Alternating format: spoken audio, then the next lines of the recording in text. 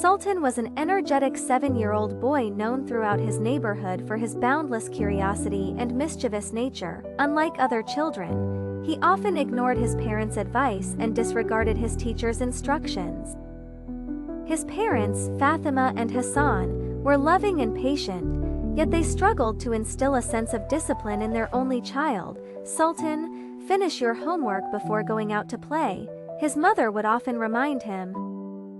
But Sultan would dash out of the house, his laughter echoing down the street. At school, his teacher Mr. Ahmad would say, "Sultan, please focus on your lessons," but Sultan would daydream, his mind wandering to the adventures he wished to embark on. One sunny afternoon, Sultan's habit of disobedience led him to a secluded part of the forest near his village. His parents had repeatedly warned him not to venture there alone, for fear of wild animals and treacherous terrain. Yet, the allure of unexplored paths and hidden treasures was too tempting for the little boy to resist. Armed with a makeshift wooden sword, Sultan delved deeper and deeper into the woods, imagining himself as a brave knight. Hours passed unnoticed until he realized he was utterly lost. The tall trees loomed ominously, their shadows forming strange shapes on the ground. The once cheerful chirping of birds had given way to an eerie silence. Panic set in as Sultan tried to retrace his steps, but every path looked the same. The sun began to set, casting long, gloomy shadows. Fear gripped Sultan's heart as he stumbled through the forest, calling out for help.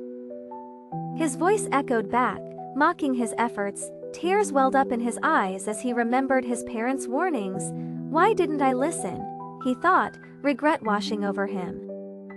Just as hope started to diminish, Sultan heard the distant sound of a familiar voice. It was Mr. Ahmad, his teacher, accompanied by a search party consisting of his parents and neighbors. They had been looking for him frantically since his absence was noticed. When Mr. Ahmad saw Sultan, he rushed to embrace the boy, who was now sobbing uncontrollably. "We were so worried about you, Sultan," his teacher said gently. His parents hugged him tightly, their eyes filled with relief and tears. "We're glad you're safe," his father whispered. That night, back at home, Sultan sat quietly with his parents. He apologized for his disobedience and promised to heed their advice in the future. His mother kissed his forehead and said, "Sultan, it's important to listen to those who care about you. They only want the best for you." From that day forward, Sultan transformed into a more attentive and respectful child. He began to appreciate the wisdom in his parents' and teachers' words. His adventures continued, but now they were shared and safer, with the guidance of his loving family. Sultan's experience in the forest served as a lesson he would never forget, marking the beginning of a new chapter in his young life, characterized by respect and understanding.